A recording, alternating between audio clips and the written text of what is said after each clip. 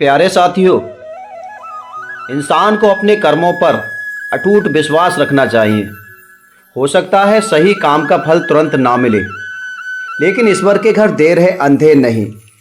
जैसे बोया गया बीज मिट्टी में रहकर अपना रास्ता खुद बनाता है, वैसे ही आपके किए गए नेक काम एक दिन आपके जीवन को रोशन जरूर करेंगे। प्यारे साथियों, परमात्मा केवल मूर्तियों में नहीं बल्कि प्रकृति के कण कण में व्याप्त है।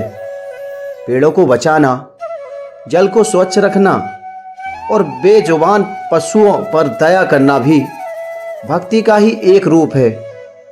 हम प्रकृति के ऋणी हैं और इस ऋण को उतारना हर मनुष्य का नैतिक और धार्मिक कर्तव्य है।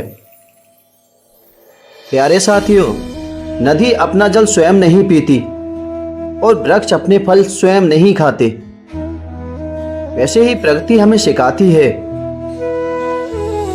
कि जीवन वही श्रेष्ठ है जो परोपकार के लिए जिया जाए।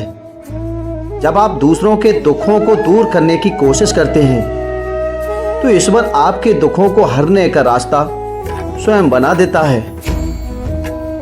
प्यारे साथियों, अमीर वह नहीं जिसकी तिजोरी भरी हो, बल्कि असली अमीर वह है जिसकी आंखों में दूसरों के लिए करुणा हो और हाथों में मदद करने का जज्बा हो।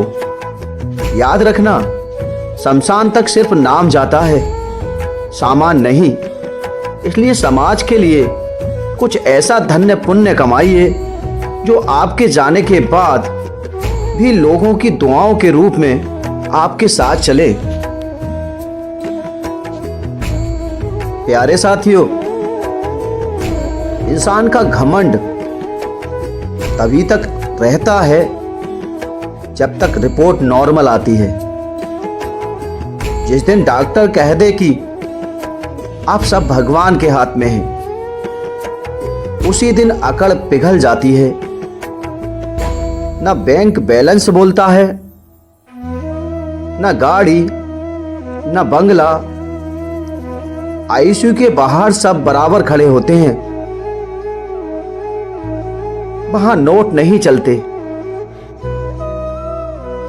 वहां सांसें गिनी जाती हैं। जिंदगी ने एक झटका दिया नहीं कि समझ आ जाता है तू मालिक नहीं मेहमान था। इसलिए घमंड जेब में रखी। धन्यवाद साथियों। अगर आपको ये सब